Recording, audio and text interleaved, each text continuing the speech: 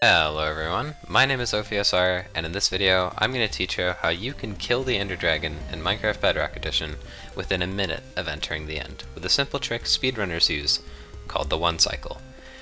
I'm going to go pretty fast through this tutorial just to make it easy on you guys, but if you want more in-depth tutorial on how to do each of the one cycles in this video, check out the description. I have a ton of useful links in there to all the one cycles, as well as a link to my Discord server, which is just a fun place to hang out and ask questions in. And it's also the place where you can find the practice map that I use for all the one cycles in this video. With that out of the way, enjoy the video. The first step to one cycle is always hitting Crit Bug. This is an allowed glitch for speedrunning where you throw a projectile right in between the dragon's head and neck. Just like that. And then you do 6 hits with an iron pickaxe to get the dragon low enough, but not too low to where it flies away. You can do this with other projectiles too, like ender pearls, bow and arrows, fishing rods, and even splash potions, like fire resistance. For tools other than an iron pickaxe, it's 4 hits with an iron sword, 5 hits with a stone sword, 8 hits with a stone pickaxe, and 33 hits with a piece of cooked chicken, just for those who are wondering. The rest of the setup is pretty simple. Just do the hits like I said, place a bed, and then place an obsidian next to the bed. Mine a hole for you to stand in when you blow up the beds, and then tower up 14 or 15 blocks. I recommend 14. Once you tower up those 14 blocks, place lava in front of you, jump down and crouch to land on the bed so you don't bounce.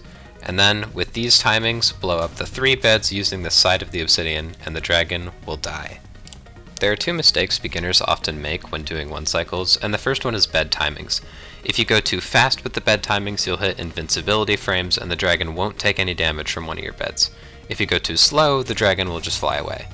As you see right there, I blew up the beds too fast, and it hit it during an invincibility frame, which lasts 0.5 seconds, so you gotta spread your beds 0.5 seconds apart, but if you go too slow, then the dragon just flies away. An example of the slower end of good timings looks something like this. This is what I recommend if you're a beginner, and once you get good with it, you can save some time by going faster, doing timings more like this. The other error you can make is letting the dragon sink. As soon as you place the lava, the dragon will start to get closer to the ground, and if it gets too close, it'll break your beds. So blow up the first beds before the dragon gets too low to the ground. Okay, let's talk about some alternate one cycle setups. In RSG, you often don't have obsidian, so you can do a cycle called Miner Cycle. This is where you place a wall between the 2 beds just like this, but then tower up the lava in the normal way, place the lava, land on the first bed, and then do this. Jumping and placing the bed can be difficult. Make sure you don't hold down the place button so you don't explode yourself. An alternate way to do this is called bunk bed, which is basically the same thing, but just tall. But for this, the dragon can sink very easily and blow up the top bed, so make sure to tower up 16 blocks instead of 14. And then just do the same thing where you jump and blow up the bed. Like I said, it's very easy for the dragon to sink too low on this setup, so make sure to tower up extra and blow up the bed early. My personal favorite one cycle to do if you don't have obsidian is called Jump Cycle, and it is the most difficult, but it is also the most flashy if you care about that. I'll show it in slow motion just to make it easier too. Blow up the first bed, jump, place the bed, land, and then blow up the other bed.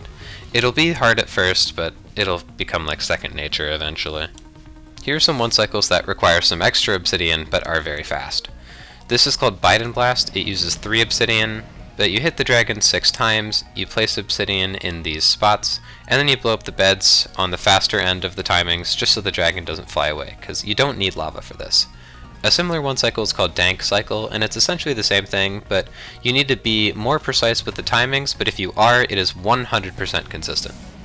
This is Ledge Cycle, and it only needs 2 obsidian, unlike the others that need 3, but this one is only 66% consistent, because the dragon can just fly left, but it's the same timings and it's the same speed.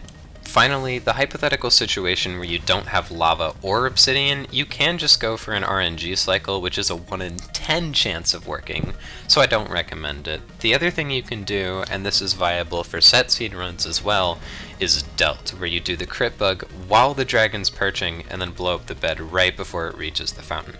Then you can finish it off with a bunk bed or something like that, it's up to you. If you miss crit bug, you can actually still do it once it lands, and do as many hits as possible because you need a lot of damage, and then be very precise with the timings, and you can still kill the dragon. I don't recommend this as much in RSG, more for set seed, but what you can do is... Oh, wait, no, never mind. This is the crazy SSG1 cycle. Not to flex, but... Okay, this is what I actually recommend for RSG. So, the dragon will charge you, and then you do crit bug, instead of doing it at the fountain, so you don't have to race the dragon to get there. And then you go to the fountain, wait for the dragon to perch, but you've already done crit bug, so you just blow up the bed, do the hits, and then do bunk bed, and yeah, that's pretty much it.